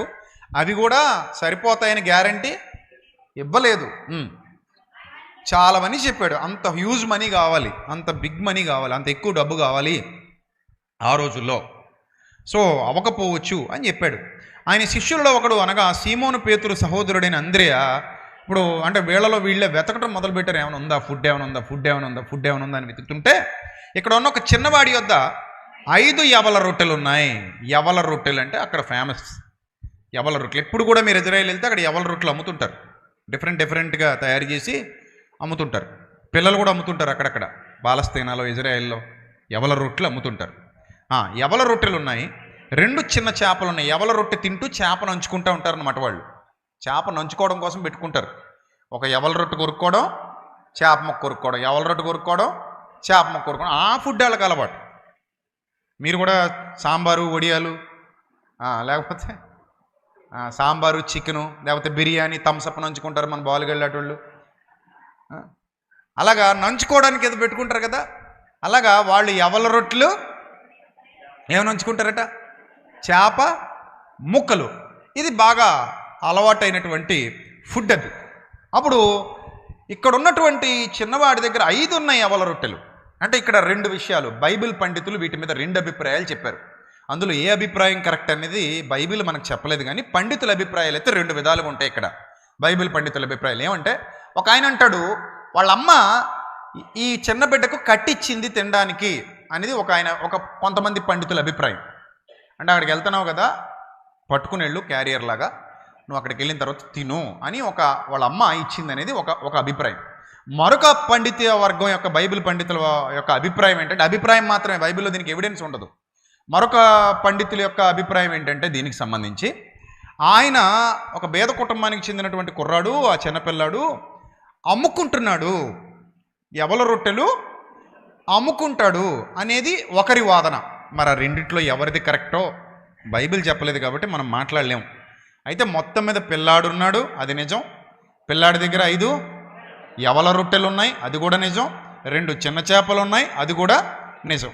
ఇక్కడ పాయింట్ ఏంటంటే, ఒకవేళ వాళ్ళ అమ్మ తినమనిచ్చింది, అవి అతనివే, తినాలి. ఒకవేళ వాళ్ళ అమ్మ అమ్మమనిచ్చింది, అయినా అవి అతనివే, అమ్మాలి, అతనికి డబ్బు కావాలి. మొదటిదైనా అతనికి అవసరమే, రెండోదైనా అతనికి ఇంకా అవసరమే. ఒకవేళ అమ్మి డబ్బు చేసుకుని తీసుకురారా అని అమ్మ ఇచ్చింది అనుకుందాం కాసేపు, ఒకవేళ అమ్ముకునేవాడు అనుకుందాం. మేము పాలస్తీనా వెళ్ళినప్పుడు కూడా 2 పిల్లలు అమ్ముతున్నారు. మేము చెప్పాను కదా గతంలో, పాలస్తీనా వెళ్ళాను నేను. యాకోబు గారి సమాధి, అబ్రహాం గారి సమాధి, ఇస్సాక్ సమాధి చూడడానికి ఇజ్రాయెల్ నుంచి మేము కారు తీసుకుని పాలస్తీనా వెళ్ళాం. ఒక సేవకుడు నేను కలిసి వెళ్ళాం, ఒక పాస్టర్ గారు నేను కలిసి కారులో వెళ్ళాం. అప్పుడు మేము ఆ సమాధి దగ్గరికి వెళ్ళినప్పుడు, యాకోబు, అబ్రహాము, ఇస్సాకు సమాధి దగ్గరికి వెళ్ళినప్పుడు, ఆ మక్పేలా గుహ అంటారు దాన్ని, ఆ మక్పేలా గుహ దగ్గరికి మేము వెళ్ళినప్పుడు అక్కడ బయట 2 కుర్రాళ్ళు అమ్ముతున్నారు యవల రొట్టెలు. ఇంత ఉన్నాయి, దానికి నువ్వు పప్పు అద్ది మొత్తం మీద ఏవో అమ్ముతున్నారు. మేము కొనుక్కోలేదు. అక్కడికి వెళ్ళే టూరిస్టులకు కూడా అమ్ముతారు వాళ్ళు, ఎవరైనా వెళ్తే వాళ్ళకి అమ్ముతుంటారు. అలాగా ఈ కుర్రాడు అమ్ముకునేవాడు అనుకోండి, ఎవరు అమ్ముకుంటారు చెప్పండి? కుటుంబం పోషింపబడాలనే కదా అమ్ముకుంటారు. ఇప్పుడు డబ్బులు తీసుకెళ్ళి మళ్ళీ ఎవరికి ఇవ్వాల్సి ఉంటుంది? వాళ్ళ అమ్మకి ఇవ్వాల్సి ఉంటుంది ఒకళ్ళు అమ్ముకునేవాడైతే. లేదు తినడానికి తెచ్చుకున్నాడు అనేదే నిజమైతే, ఒకవేళ కొందరి అభిప్రాయం ప్రకారం తినడానికి తెచ్చుకున్నాడు అనేది నిజమైతే, అతనికి ఆకలి అవుతుంది, తినాలి. తినకపోతే అతనికి ఆకలి అవుతుంది. ఇప్పుడు వీళ్ళందరి కోసం ఎలాగూ త్యాగం చేసినా ఒక పొట్టకే సరిపోయేవి, అవి ఒక పొట్టకి సరిపోయేవి అందరి కోసం ఇస్తే ఉపయోగం ఏంటని అనుకున్నాడు అనుకోండి, అతనే తినేస్తాడు. అతను తినాలి, అతనికి ఆకలి అవుతుంది, అతని సొంత ఫుడ్ అది వాళ్ళు అమ్మిచ్చింది అనుకుంటే కాసేపు. లేదు అతను అమ్ముకోవడానికి తెచ్చుకున్నాడంటే అది కూడా అతనికి జీవనోపాధి. ఇది ఇంకా సీరియస్గా ఉంటుంది. రెండో పాయింట్. మొదటి పాయింట్ అయితే పోనీ పొద్దున ఏదో గట్టిగా తిని మధ్యాహ్నం బాక్స్ తెచ్చుకున్నాడు, పొద్దున తిన ఉంది కాబట్టి మధ్యాహ్నం దానం చేశాడు అనుకుంటే అది వేరే విషయం. కానీ అమ్ముకోవడానికే నిజంగా తెచ్చాడు అనేది నిజమైతే కనుక, ఒకవేళ మరి అమ్ముకునేది ఎలాగివ్వగలడు? ఎందుకంటే ఆ డబ్బు పట్టుకుని వెళ్ళి మళ్ళీ ఇంట్లో పొట్ట పోసుకోవాలి కదా, వాళ్ళ కుటుంబానికి అవి లెక్క చెప్పాలి కదా. ఇది ఒక వెర్షన్ ఉంటుంది. సో ఈ 2 వెర్షన్స్లో ఏ వెర్షన్ కరెక్ట్ అనేది పక్కన పెట్టినా ఒకటి మాత్రం రైట్. ఆ 5 రొట్టెలు 2 చిన్న చేపలు అతని సొత్తు, అతనివి. మొత్తం మీద ఎవరి దగ్గర లేవు, కానీ ఆ అబ్బాయి దగ్గర, ఆ చిన్నవాని దగ్గర ఉన్నాయి, అవి అతనివే. వాటి మీద సర్వ హక్కులు ఎవరికి ఉన్నాయి? ఆ చిన్నపిల్లవాడికే ఉన్నాయి. మొత్తం మీద చిన్నపిల్లవాడు విన్నాడు, ఆయన బోధ విన్నాడు, బోధకు కనెక్ట్ అయ్యాడు. నేను అనుకుంటాను మరి నా వెర్షన్లో చాలాసార్లు అంతమంది జనాలు ఉన్నప్పుడు ఆ చిన్నోడి దగ్గరే ఉండుంటాయా? ఇంకెవరి దగ్గరే ఉండకుండా ఉంటాయా? చెప్పండి. అస్సలు ఉండకుండా ఉంటాయంటారా? అస్సలు ఉండకుండా ఉంటాయా? ఖచ్చితంగా ఏదో ఒకటి, ఎంతో కొంత, ఎవరో ఒకరి దగ్గర ఉండొచ్చేమో అన్ని వేల మందిలో నేను అనుకుంటాను. కానీ అందరూ జేబులో చేయి పెట్టరు, మనసు రాదు. ఇక్కడ పాయింట్ ఏంటంటే అందరికీ మనసు రాదు, కొందరికే వస్తుంది. వాళ్ళు ఏర్పరచబడిన వారు, వారు దేవుని యొక్క కృపలో ఉన్నవారు, దేవుని యొక్క దాతృత్వపు ఆత్మ వారి మీద పనిచేస్తుంది, వారిలో, వారి హృదయంలో ఆయన మాటలు పనిచేస్తున్నాయి, వాళ్ళకి వస్తుంది ఆ మనసు. అందుకే అందరికీ ఇచ్చే మనసు రాదు.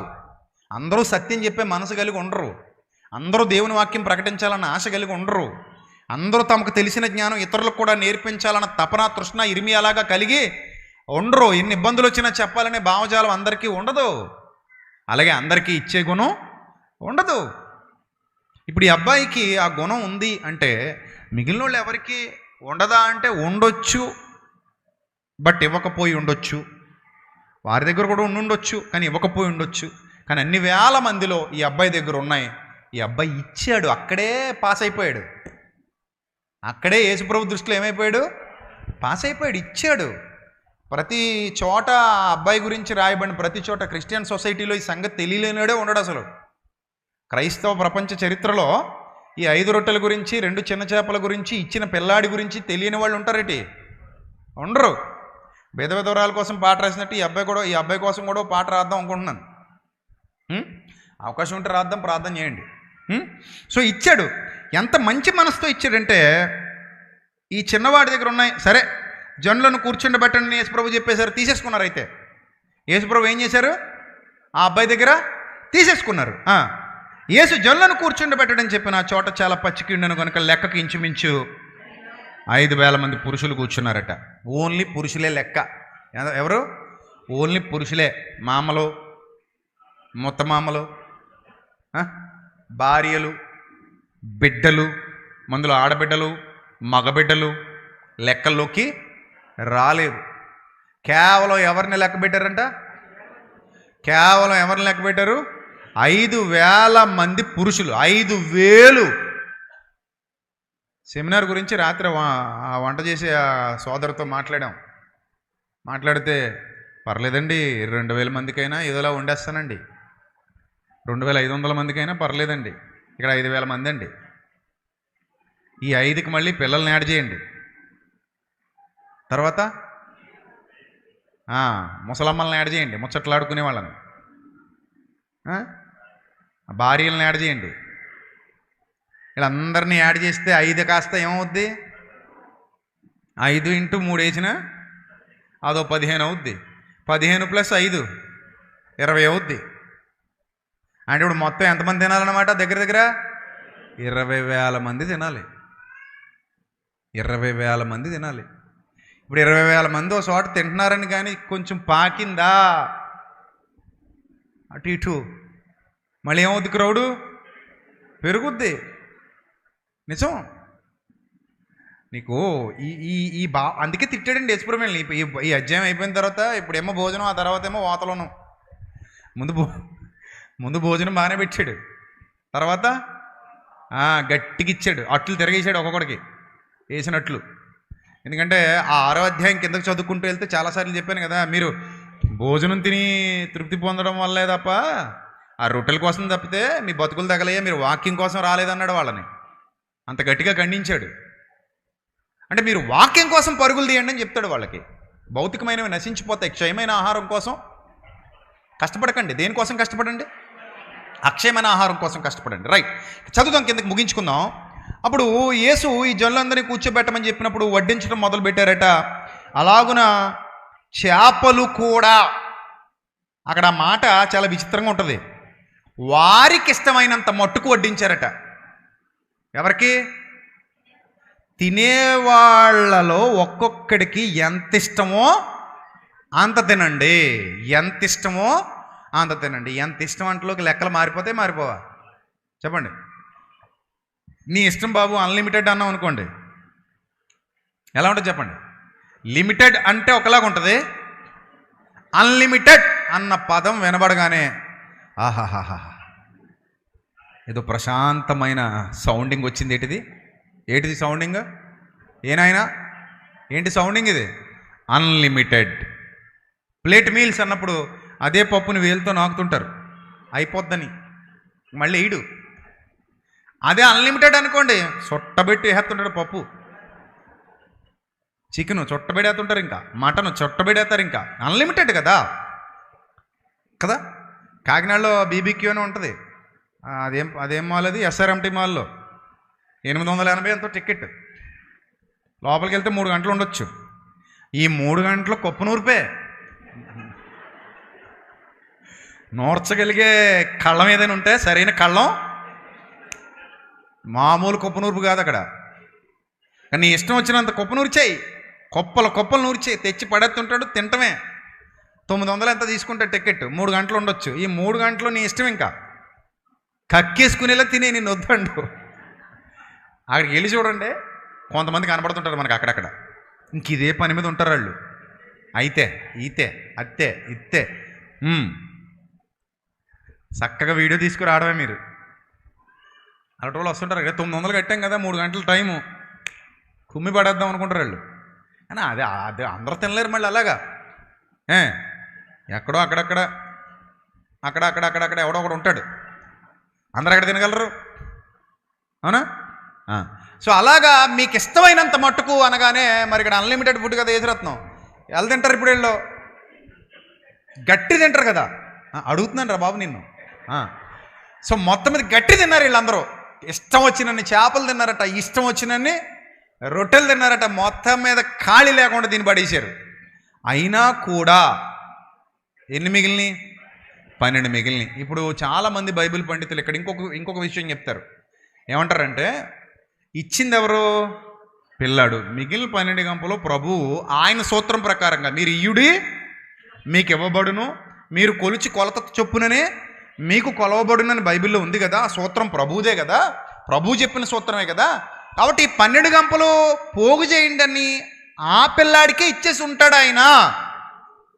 పట్టుకెళ్ళిపోరా నాయన అని ఆ పిల్లాడికే ఇచ్చేసి ఉంటాడని చెప్పేటువంటి వారు కూడా ఉన్నారు కొంతమంది బైబిల్ పండితులు. దానికి బైబిల్ ఎక్కడ ఆధారం లేదు, వాళ్ళు చెప్తారు. అలాగా చాలా ఉన్నాయి ఇలాంటివి రాసినవి, పుస్తకాలు రాసినవి, వాళ్ళు ప్రసంగాలు చేసినవి చాలా ఉంటాయి. కానీ బైబిల్లో మాత్రం ఎవిడెన్స్ లేదు కాబట్టి మనం దాన్ని ఖచ్చితంగా నిర్ధారించలేం.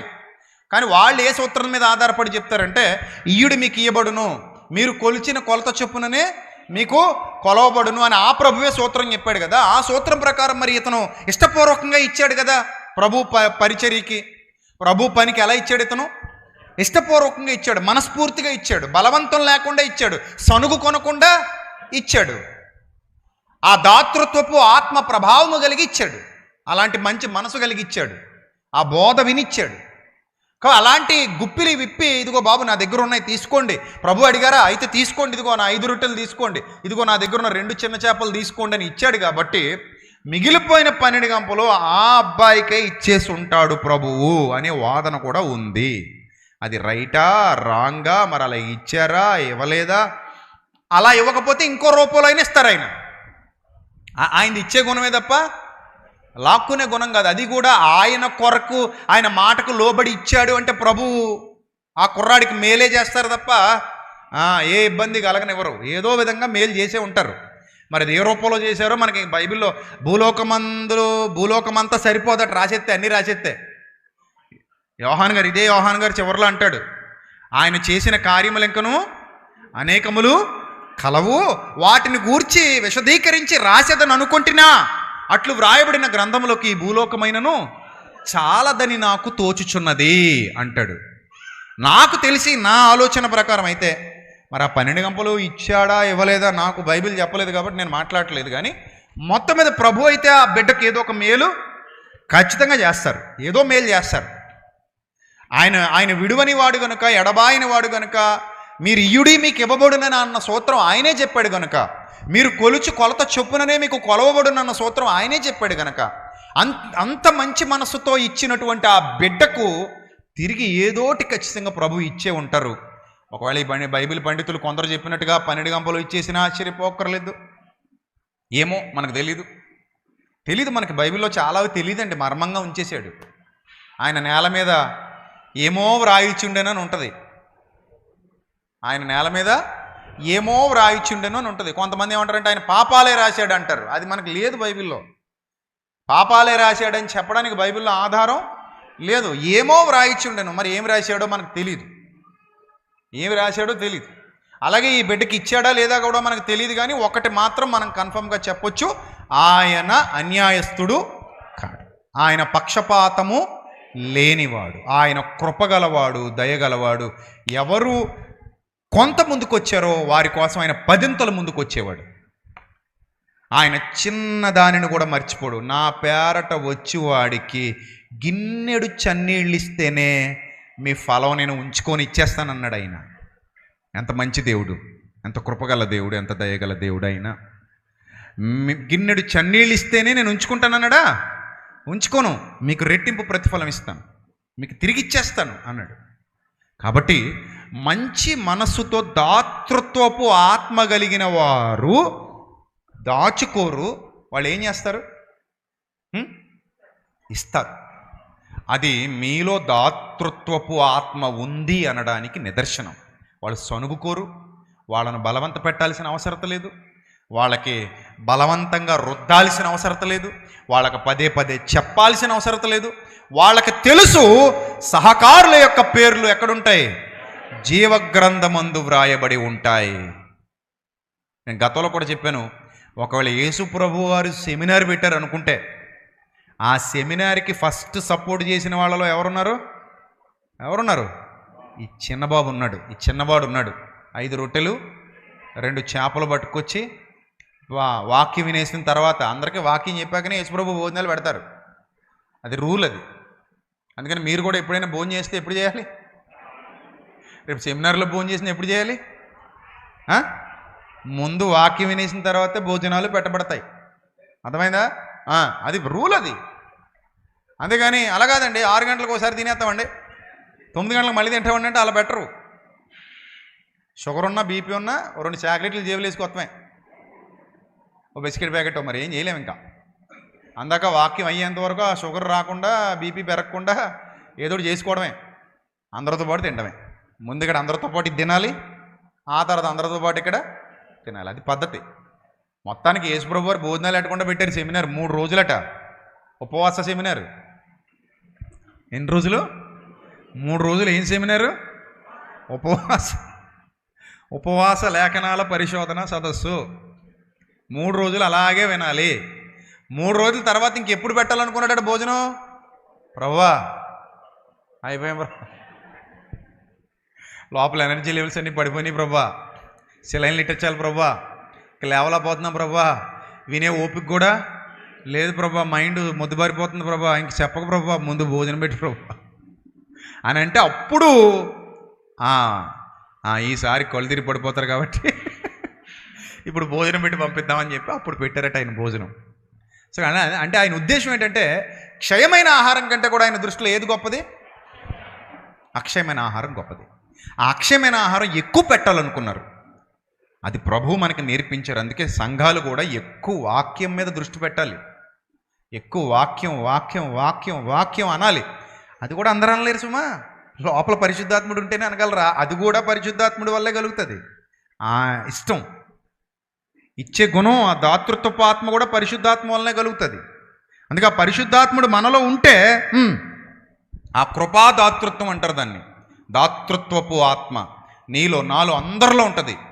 అది పనిచేసేవాడు పనిచేస్తాడు, దానికి లోబడని వాడు ఏ పని చేయుడు. వాడి చేతులు బిగించుకొని కూర్చుంటాడు. వాళ్ళు కూడా దేవుడు ఆత్మ చెబుతుంది, నాన్న నువ్వు చెయ్యి అని చెప్తుంది, కానీ బిగిస్తాడు. ఇందాకే కదా మీ వదనం చెప్పింది అననీయ సప్పిర గురించి. వాళ్ళకు ఆ దాతృత్వపు ఆత్మ వారిలో పనిచేయలేదు కాబట్టి వాళ్ళు ఏం చేశారు? చేతులు బిగించేశారు. చేతులు బిగించేస్తే సత్యం వ్యాపించదు. చేతులు బిగించిన వాడు విశ్వాసి కాలేడు.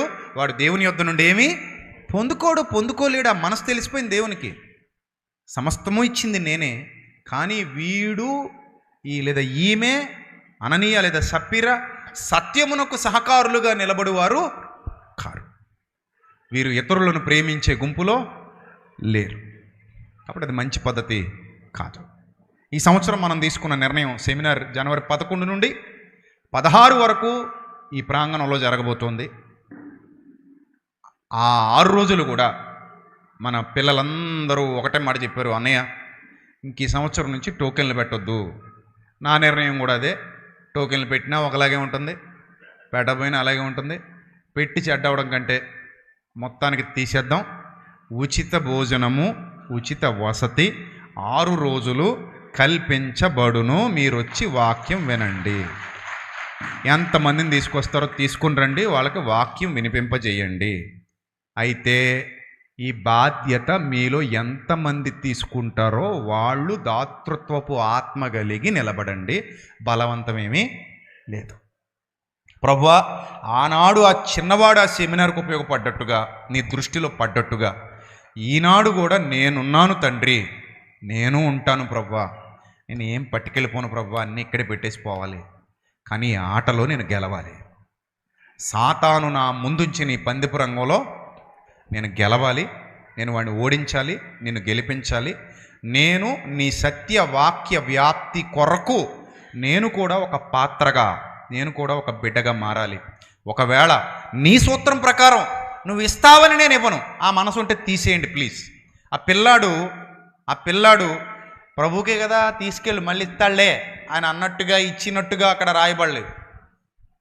అర్థమైందా? ఆ మనసు ఉండకూడదు. మనం బాధ్యత కలిగి పని చేయాలి. ఫలితం ఎవరిస్తారు? దేవుడిస్తాడు. ఆయన ఇచ్చే ఫలితం కొరకు ఎదురు చూడాలి. ఆయన విడువని దేవుడు, ఎడబాయని దేవుడు. అవకాశం మనకి ఇచ్చాడంటే మనం అదృష్టవంతులం. ఏంటట? అవకాశం నాకు ఇచ్చావంటేనే నేను అదృష్టవంతుడు. నాకు ఇచ్చావు ప్రభువా చాలు, నాకు ఇచ్చావు చాలు. ఆయన అవకాశం అందరికీ ఇవ్వడు. దావీదుకి ఇచ్చాడు గుడి కట్టే అవకాశం, మందిరం కట్టే అవకాశం. కానీ దావీదు దాన్ని మిస్ చేసుకుని సొలొమోను చేతిలో పెట్టాడు. కానీ దావీదు యొక్క ప్రార్థనను బట్టి సమకూర్చే పనంతా దావీదుకి ఇచ్చేశాడు. సమకూర్చి సొలొమోను చేతిలో పెట్టాడు. మందిరం కట్టే అవకాశం ఎవరికి దొరికిందంటే సొలొమోనుకు దొరికింది. అలాగ అందరికీ ఉండదు. కొన్ని అవకాశాలు కొందరిని వరిస్తాయి. అపోస్తలునేమో అప్లికేషన్ పెట్టుకుని తెచ్చుకోలేదు. అపోస్తలు ఉద్యోగం పెట్టారు. అప్లికేషను, పేతురు హైట్ ఎంత, వెయిట్ ఎంత, ఇన్ని అర్హతలు ఉన్నాయి, నాకు కానీ సంఘాన్ని అప్పగిచ్చావా, నేను అలా చేస్తా ఇలా చేస్తా, this is my application, please consider me అన్నాడా? లేదు, ఏమి లేదు. ఆయన ఇస్తాడు. అది నీ అదృష్టం. అది నువ్వు చేసుకుంటూ పో, ఫలితం ఆయన ఇస్తాడు. కాబట్టి దాతృత్వపు ఆత్మ మీలో ఉంటే దేవుని కార్యాభివృద్ధి కొరకు ఎప్పుడు కష్టపడండి, సిద్ధపడండి. తప్పించుకుపోకండి. అది దురాత్మ పనిది. నువ్వు తప్పించుకుపోయే స్వభావం కలిగి ఉన్నావంటే నిన్ను దురాత్మ ప్రేరేపిస్తున్నాడని అర్థం. వాడి ప్రేరేపణకు నువ్వు లొంగిపోతున్నావని అర్థం. నువ్వు ముందుకు వస్తున్నావంటే ఇచ్చే గుణం నీలో ఉంది అంటే, ఇతరులని కాపాడడానికి, ఇతరులని రక్షించడానికి, ఇతరులకు సత్యం నేర్పించడానికి నీ లేమిలో, నీ కలిమిలో నువ్వు కష్టపడుతున్నావంటే అది దేవుని యొక్క లక్షణాలు నీలో వృద్ధి పొందుతున్నాయి. నిత్య జీవానికి నువ్వు దగ్గరగా ఉన్నావు. నిత్య జీవానికి నువ్వు ఎలా ఉన్నావు? దగ్గరగా ఉన్నావు. అలాంటి మంచి మనసు విశ్వాసులు, సేవకులు, సంఘ పెద్దలు, స్త్రీలు, పురుషులు, పిన్నలు, పెద్దలు అందరూ కలిగి ఉండాలి. అది మనకు దీవెన, అది మనకు ఆశీర్వాదం. అట్టి ధన్యత దేవుడు మీకు, మీ కుటుంబాలకు సమృద్ధిగా దయచేయునుగాక. ఆమేన్. తలలు వంచండి, చిన్న ప్రార్థన చేద్దాం. ఈ ప్రార్థన ముందు చెబుతున్నాను, దయచేసి అందరూ కూడా మానక మీ గృహాలలో ప్రతిరోజు, ఇక దగ్గరకు వచ్చేసింది సెమినార్, ఇక 1 నెల 15 రోజులు మాత్రమే ఉంది. ప్రార్థన చేయండి. ప్రభు చిత్తం అయితే సాయంత్రం రాజమండ్రిలో పోస్టర్ రిలీజ్ చేస్తాం. ఇక పనులు ప్రారంభమవుతున్నాయి. అక్క చెల్లెమ్మలు, అన్నదమ్ములు, స్త్రీలు, పురుషులు అందరూ కూడా పాలిభాగం తీసుకోండి. అందరూ కష్టపడండి. ఇది మన ఇంటి కార్యక్రమం. అర్థమైందా? ఎవరి కార్యక్రమం? మన ఇంటి కార్యక్రమం. మన ద్వారా అనేక మంది రక్షింపబడే కార్యక్రమం. సో కాబట్టి ఎవరూ ఇబ్బంది పడకుండా ఉచిత భోజనం ఏర్పాటు చేస్తున్నాం. వసతి ఉచితమే. మీరు ఇక్కడ ఫ్యాన్లు వేసుకుని పడుకోవచ్చు. కరెంటు బిల్లు ఉచితమే. మీకు ఇబ్బంది ఏమీ లేదు. అలాగని మమ్మల్ని ఇబ్బంది పెట్టకండి. అది మీరే చూసుకోవాలి.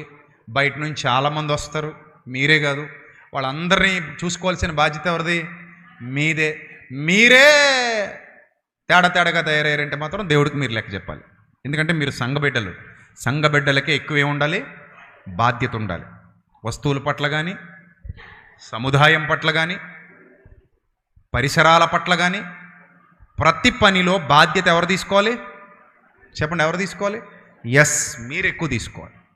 అంతే తప్ప మాకెందుకులేండి ఉమ్మడి గొర్రె పుచ్చి చచ్చిందట అన్నట్టుంటే యెహోవా పని అశ్రద్ధగా చేయువాడు ఎవరు?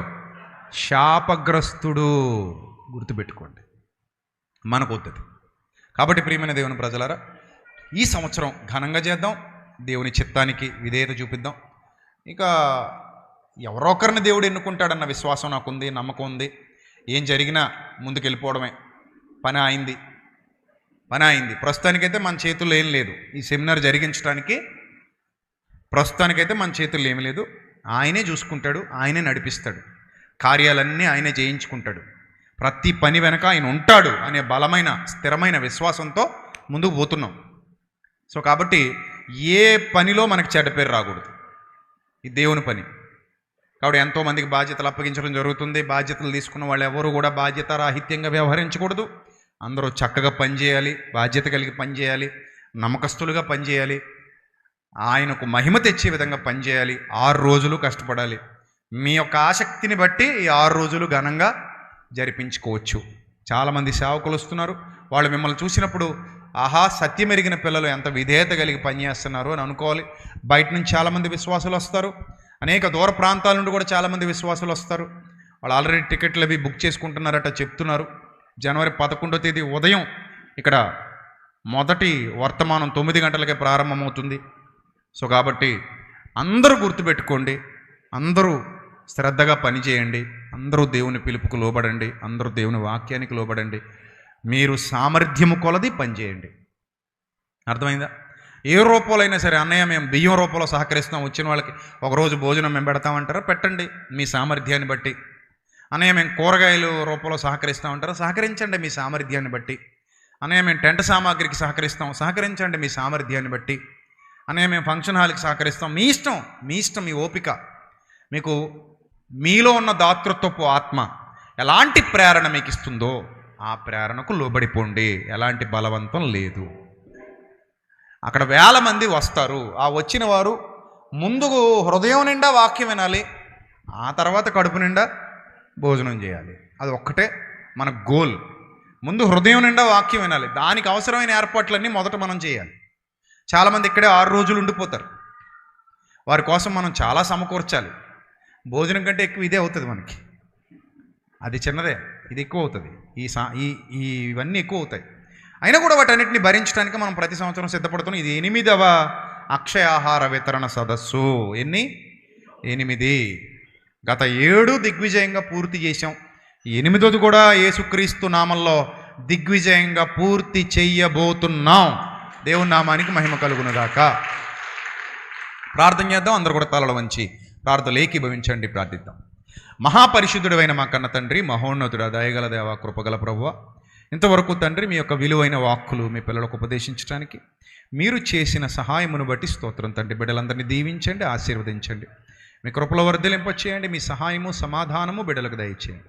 ఎల్లప్పుడూ యోగ్యమైన ప్రవర్తన కలిగి, జ్ఞానము కలిగి, వివేకము కలిగి, మీ సన్నిధి కాంతిలో నడుస్తూ ముందుకు కదలగలిగే భాగ్యాన్ని బిడ్డలందరికీ అనుగ్రహించమని తండ్రి.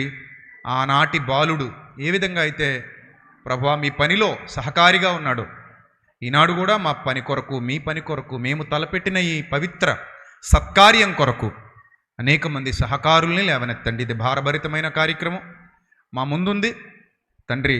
మీ పిల్లల్ని మీరు ఎన్నుకున్నారు, వారిని మీరు బలపరిచి, వారిని మీరు సిద్ధపరిచి, జరగబోవు కార్యము యెహోవా కార్యము గనుక, జరగబోవు పని దేవుని పని గనుక ఇది మా బాధ్యతని ప్రతి బిడ్డ దాతృత్వపు ఆత్మ కలిగి తండ్రి, దురాత్మకు లోబడక శక్తి కలిగి సామర్థ్యము కొలది పని చేయుటకు సహాయం దయచేయండి తండ్రి.